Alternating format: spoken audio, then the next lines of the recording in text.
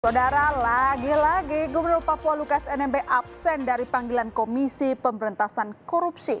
Mangkirnya Lukas NMB membuat pertanyaan publik terkatung-katung. Tidak hanya soal dugaan gratifikasi 1 miliar rupiah yang diterima gubernur, pun soal aliran dana ke meja judi. Kuasa hukum Lukas NMB hari ini mendatangi gedung KPK di Jakarta.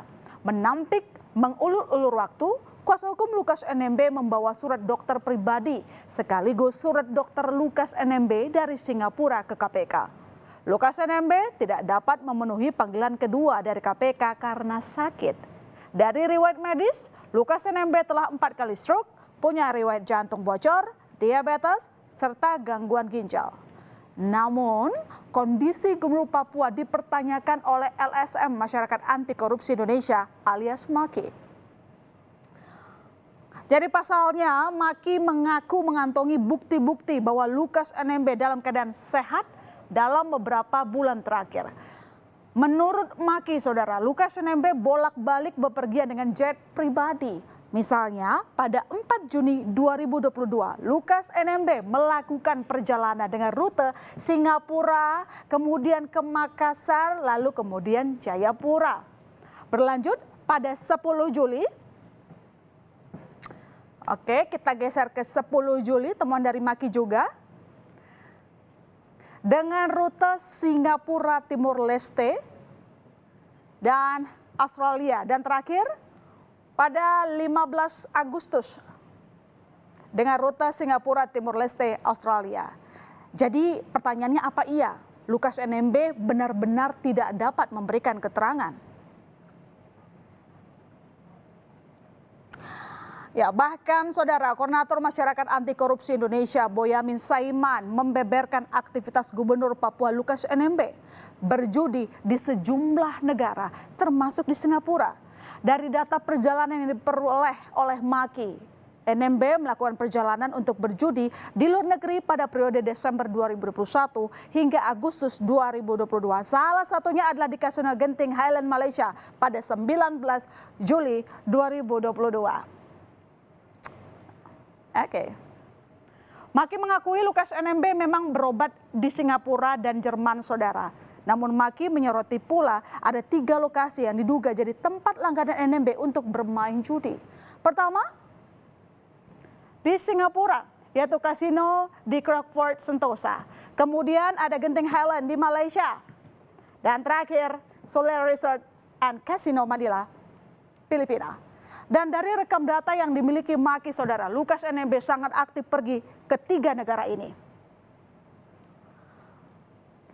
Dengan Lukas NMB yang diduga bermain judi di luar negeri, MAKI telah mendapatkan data dari orang-orang yang sekitarnya bahwa memang betul ada dugaan permainan judi di 3 negara, Manila, di Singapura, dan juga di Malaysia, sampai ke Australia, ke Jerman, dan juga Singapura, Malaysia, jalan darat, balik lagi Singapura untuk diduga bermain judi, ke Manila juga bermain judi. Jadi menurut saya cukup sehat. Jadi berkaitan dengan rencana pemanggilan KPK mestinya bisa didatangi.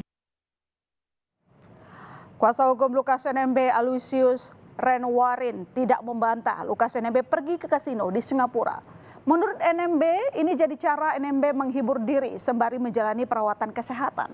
Meski demikian, Aloysius tidak mengetahui seluruh kegiatan NMB termasuk di Malaysia dan Manila seperti penelusuran MAKI.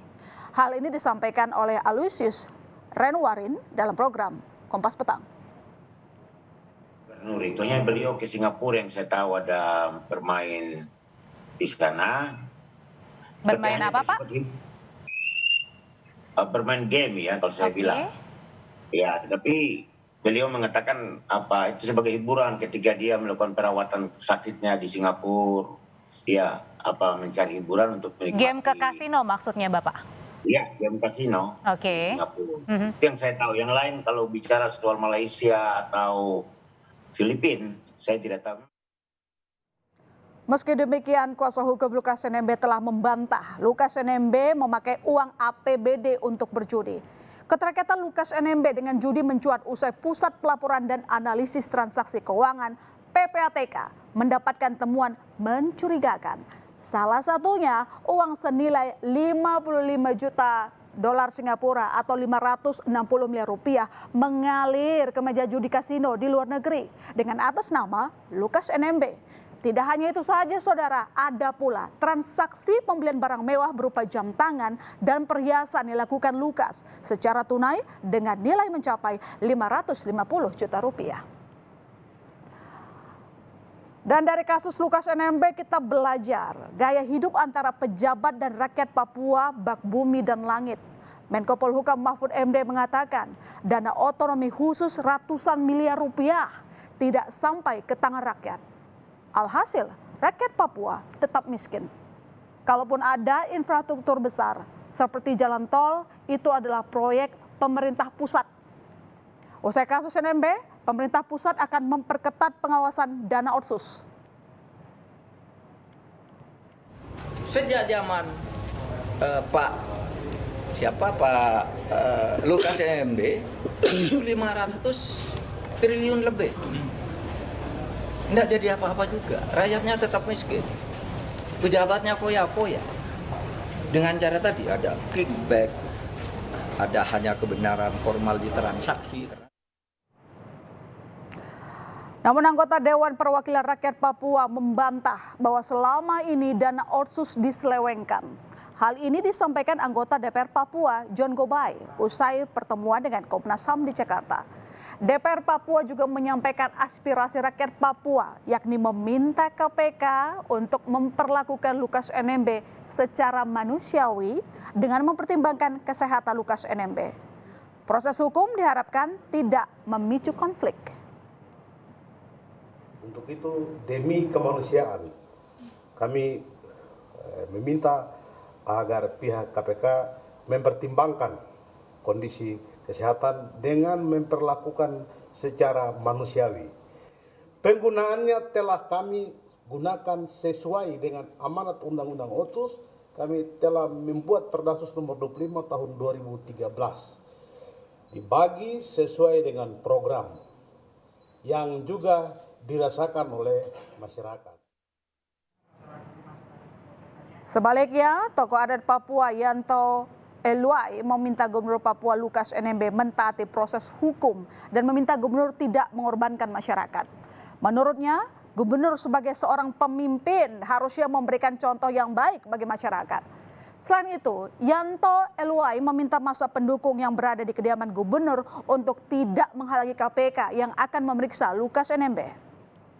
Sebab itu kami mengimbau kepada saudara kami Lukas NMB selaku Gubernur Papua dan juga adalah anak adat Papua untuk tunjukkan sikap jiwa besar, ya, sikap untuk mematuhi. Dan kami harap untuk masyarakat yang ada di sini saat ini sedang berkonsentrasi di rumahnya Pak Gubernur Koya untuk tidak menghalang-halangi proses hukumnya. Usai temuan PPATK, Maki ikut menguak fakta soal kegemaran judi sang Gubernur Papua. Jika bukan dari uang rakyat, lalu dari mana asal uang yang dimainkan di kasino? Kita tunggu kehadiran Lukas NMB untuk mengisi potongan puzzle yang hilang.